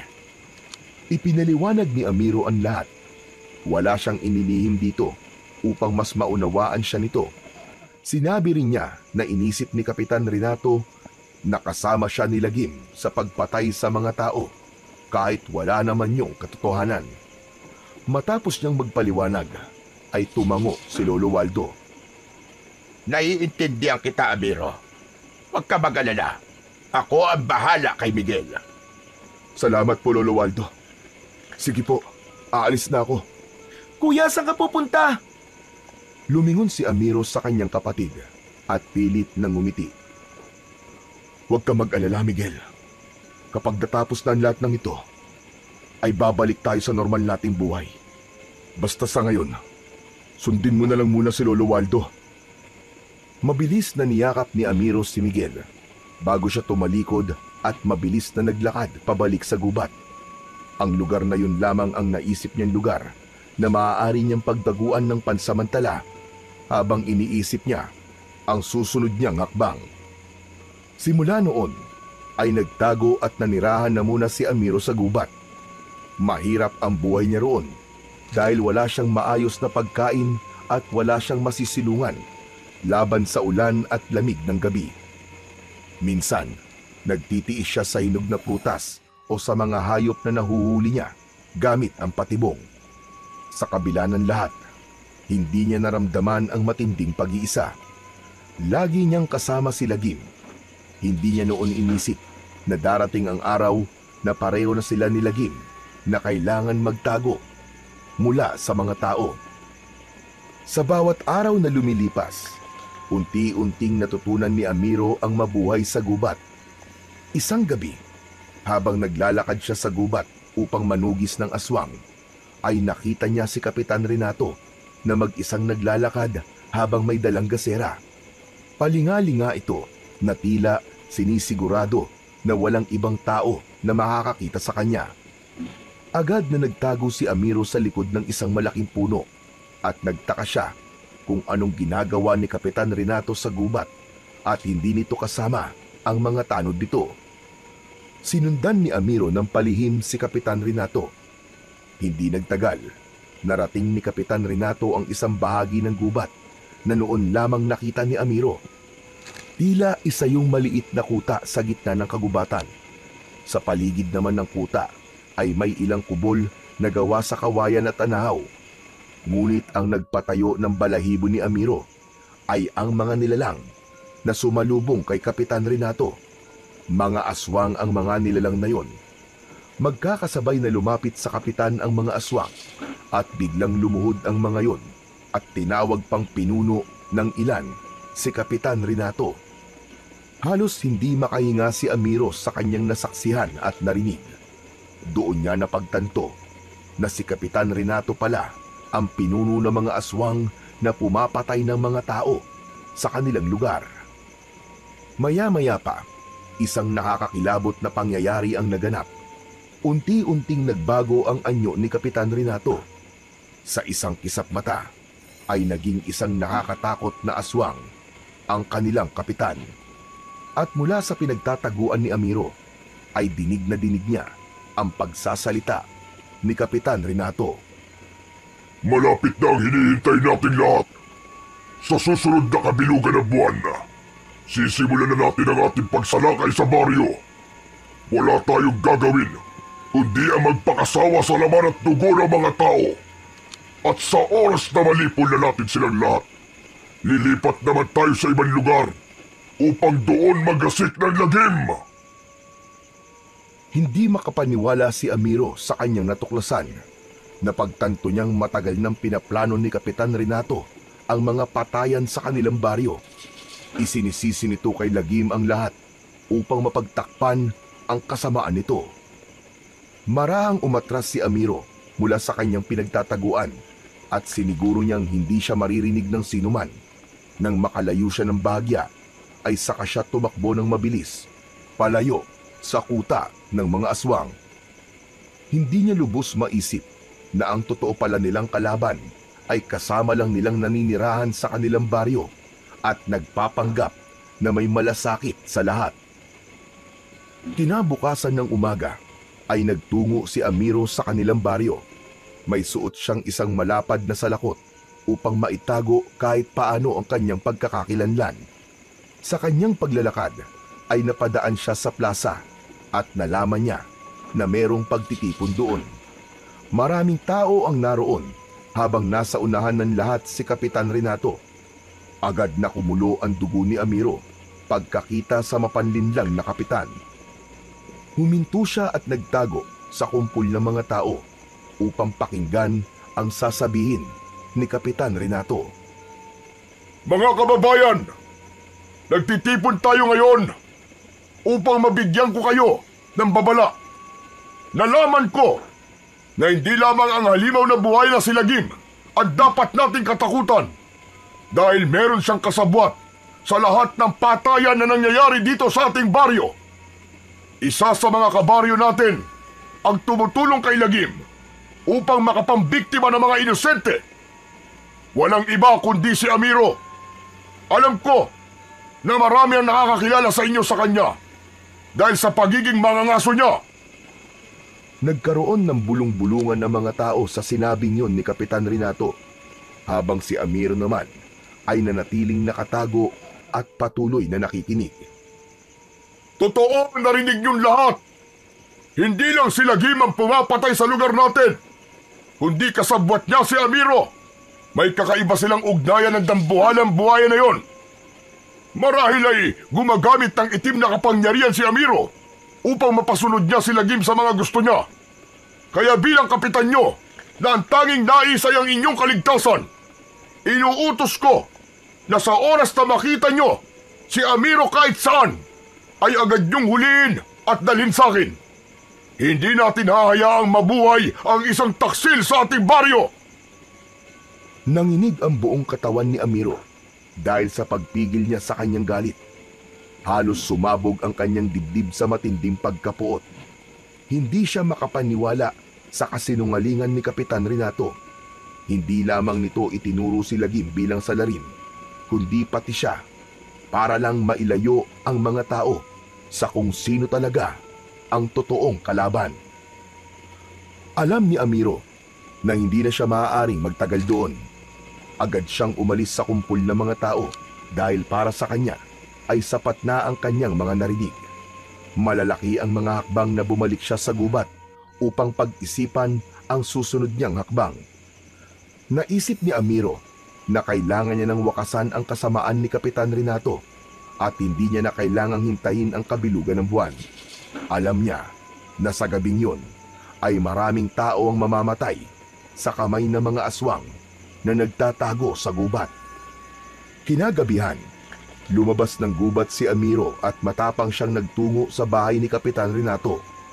Nang nasa tapat na siya ng pinto ng bahay ng kapitan, ay huminga siya ng malalim bago malakas na kumatok sa pinto. Ilang saglit lang ang lumipas bago yun bumukas. Sumilip si Kapitan Renato at halatang nagulat ito nang makita si Amiro. Nilakihan nito ang pagkakabukas ng pinto at matalim na tumingin sa kanya. Anong ginagawa mo sa aking pamamahay, Amiro? Papatayin mo rin ba ako? Gaya ng ginawa niyo ng buhayang yun sa mga naging biktima niyo? Napakagaling mo. Alam ko na ang sikreto mo, Renato. Tigilan mo na ang pagpapanggap mo. Alam kong ikaw ang pinuno ng mga aswang. Kayo ang totoong pumapatay ng mga tao sa baryo natin. Isinisisi mo pa kay Lagim ang pagpatay nyo upang hindi ka mapaghinalaan ng mga tao. Pero ngayon, tapos na ang palabas mo, Renato. Bistado ka na. At ano naman ang balak mong gawin, Amiro? Magsusumbong ka sa mga tao? Sa tingin mo ba, maniniwala sila sa'yo? Ikaw na itinuturing nilang traidor? Hindi ko na kailangan sabihin sa kanila. Dahil ipapakita ko sa kanila kung sino kan talaga. Bago pa makapagsalita si Kapitan Renato, ay hinablot na ito ni Amiro sa kwelyo ng suot nitong damit. Malakas niya tong hinila palabas ng bahay. Halos mawalan ng balanse ang kapitan. Pero bago pa ito makalabas, isang malakas na suntok ang pinadapo ni Amiro sa mukha nito. Bumagsak ito sa lupa. Tumingala ito kay Amiro at pinunasan ng dugo sa labi nito gamit ang kanyang kamay. Tumayo ng dahan-dahan si Kapitan Renato habang may nakakatakot na ngisi sa kanyang muka. Agad itong nag-anyong aswang at sa isang iglap ay inatake nito si Amiro. Tumayo ito, dahan-dahan at unti-unting nagbago ang anyo. Lumaki ang katawan nito, humaba ang mga kuko at ngipin, at ang mga mata nito ay tila nagbabaga. Mabilis na umatras si Amiro at malakas niya tong sinipa. Pero sinalaglang yun ni Kapitan Renato gamit ang mga braso nito. Muling sumugod si Kapitan Renato at sinubukang sakmalin ang leeg ni Amiro. Agad siyang yumuko at siniko niya ang tagiliran ng aswang. Napangiwi naman si Kapitan Renato nang dahil sa sakit. Mabilis na lumayo si Kapitan Renato kay Amiro at malakas na humalakhak.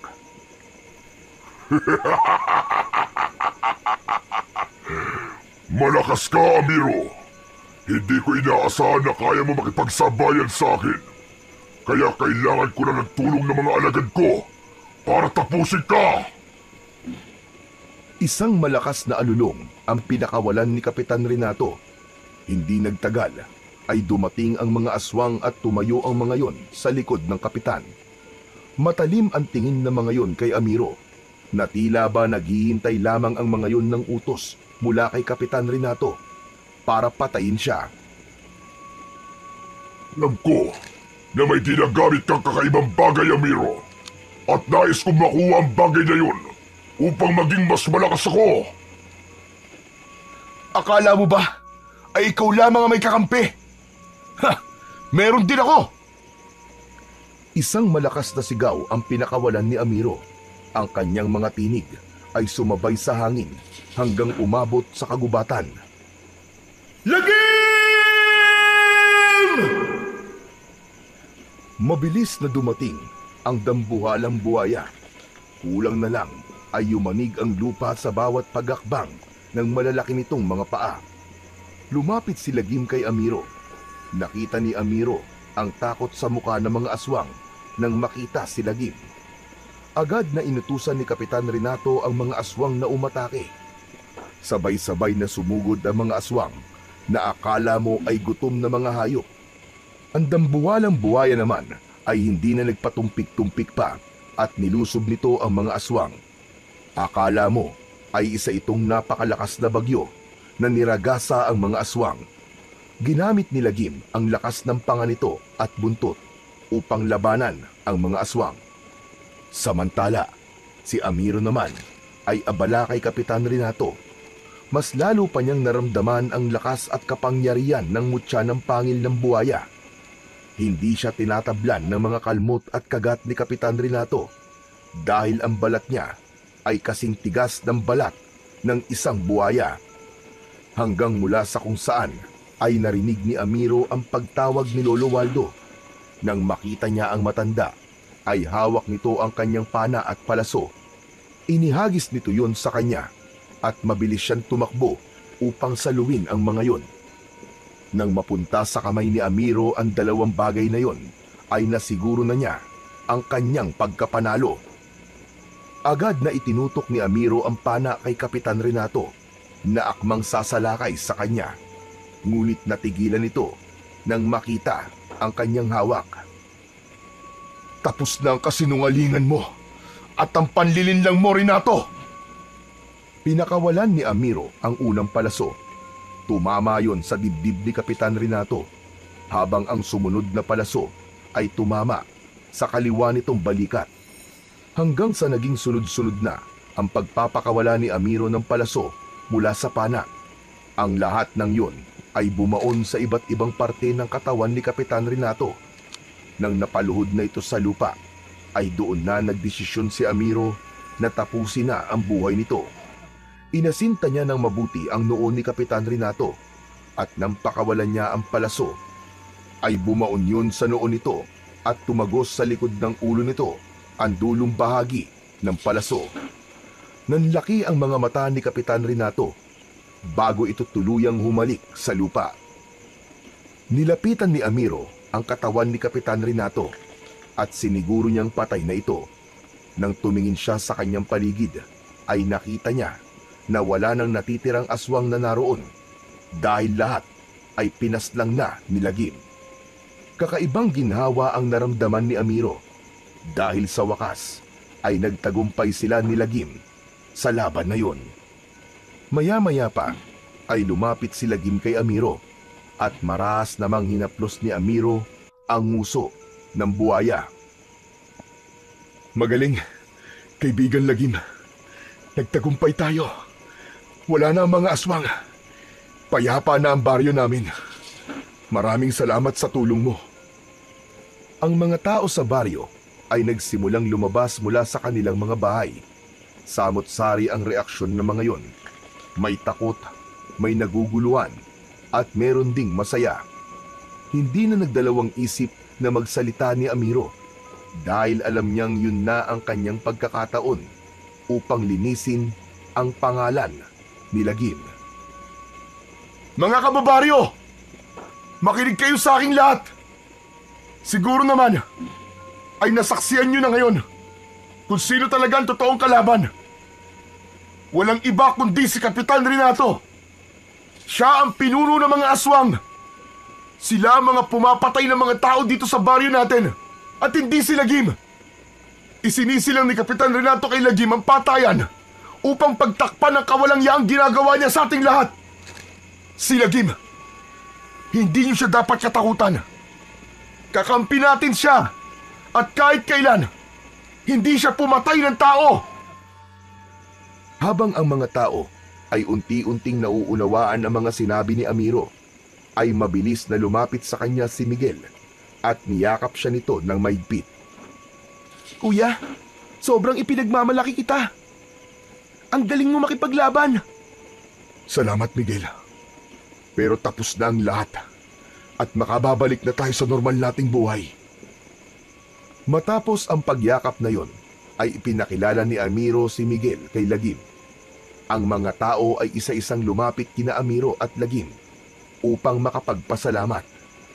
Napakasaya ng puso ni Amiro ng mga sandaling yon dahil sa wakas ay tuluyan ng naalis ang takot ng mga tao kay Lagim. Matapos ang lahat ng nangyari, ay unti-unti nang bumangon ang baryo ni Amiro Mula sa madugong trahedya na yon, ang takot na matagal nang sumakal sa mga tao ay unti-unting naglaho. Si Lagim, na dating itinuturing na isang dambuhalang halimaw na pumapatay ng mga tao, ay naging bahagi na ng kanilang komunidad. Kung minsan, kapag dumadalaw si Lagim sa baryo, ay nakikipaglaro pa ang ilang mga bata rito. Samantala, si Amiro naman ay patuloy na pinangangalagaan ng mutya ng pangil ni Lagim. Naniniwala siya na ang bagay na yon ay nagsisilbing simbolo ng hindi inaasahang pagkakaibigan na nabuo sa pagitan ng isang tao at ng isang buhaya.